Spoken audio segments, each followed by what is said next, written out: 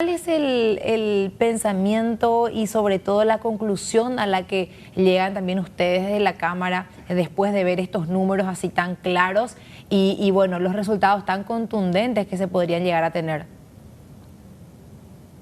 Sí, efectivamente, hablando un poco en términos simples y de didáctica, Gladys, eh, el, el Congreso es el que aprueba el presupuesto, que es una ley, y el Ejecutivo, el presidente y todo su equipo es el que gasta, digamos, el que ejecuta, para entender un poquito cómo funciona la dinámica del Estado. Como ustedes saben, Paraguay en los últimos 15 años ha hecho un proceso muy bueno y hemos sido objeto de felicitaciones por organismos internacionales por cómo hemos llevado de alguna manera equilibrado nuestro balance.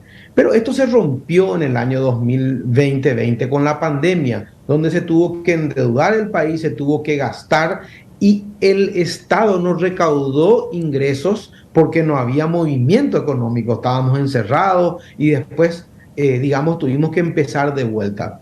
Gracias a Dios, Paraguay fue uno de los países que menos cayó en términos de Producto Interno Bruto comparado con otros países, ¿verdad? Pero después nos vino la sequía. ¿Y por qué afecta la sequía? Y porque cuando no tenemos una buena cosecha de los granos, hay menos impuestos que colecta el Estado. Entonces, por un lado veníamos con mayor deuda, veníamos con la sequía que nos afectó. Entonces, hoy llegamos a una situación en la que el Estado no puede y no debe gastar. ¿Y por qué esto es muy importante que la gente comprenda? Porque si nosotros entramos y no equilibramos nuestro presupuesto, lo que nos vamos es a un presupuesto deficitario. ¿Y qué significa eso? Eso significa inflación y significa menos inversión de las empresas para crear puestos de trabajo.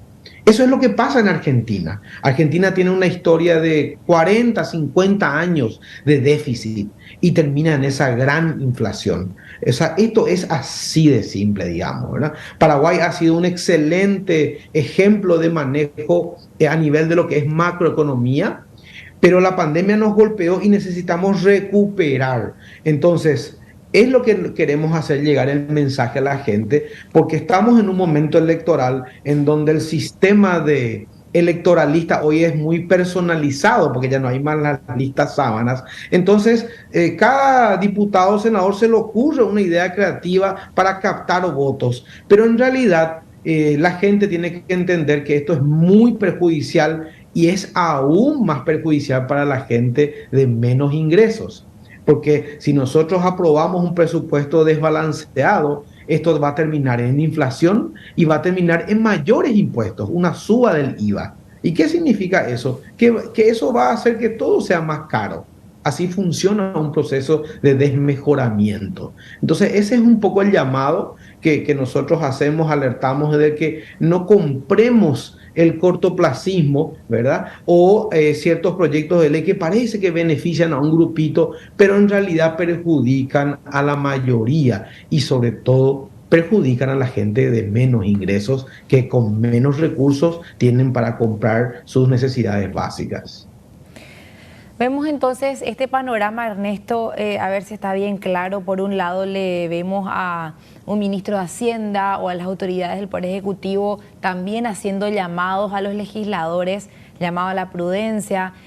También vemos que los mismos ministros, en muchos casos, o titulares de entes, desautorizan al presidente de la República al ir a solicitar más presupuesto que el asignado por el Ministerio de Hacienda, lo cual ya es una feroz contradicción y bueno, si no hay una unidad en el Poder Ejecutivo, ¿cómo se pretende llegar también hacia el Legislativo?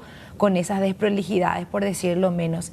Pero la ciudadanía de por sí va a ir entendiendo de a poco. Los que sí ya entiendo que están manejando muy bien los datos son los empresarios del sector privado, que también se van a ver muy perjudicados. Toda la economía se ve perjudicada, eso entendemos perfectamente, pero siempre se cae nuevamente esa carga sobre los que hoy ya están luego pagando impuestos porque nuestro país es un país con una alta informalidad.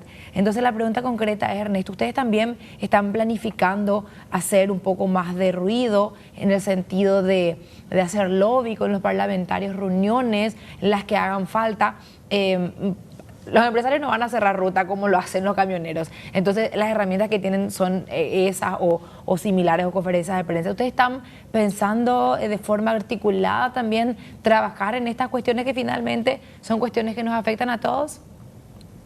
Asimismo, en efecto, por ejemplo, el 18 tenemos un desayuno de trabajo con el ministro de Hacienda y su equipo, con los referentes de la Cámara Nacional de Comercio y Servicio, aliados y entidades adheridas, en donde lo que hacemos es sensibilizar, porque son temas, de repente uno está en su mundo, ¿no? En su empresa, en su realidad, pero necesitamos atraernos un poco de ese mundo y mirar lo que pasa.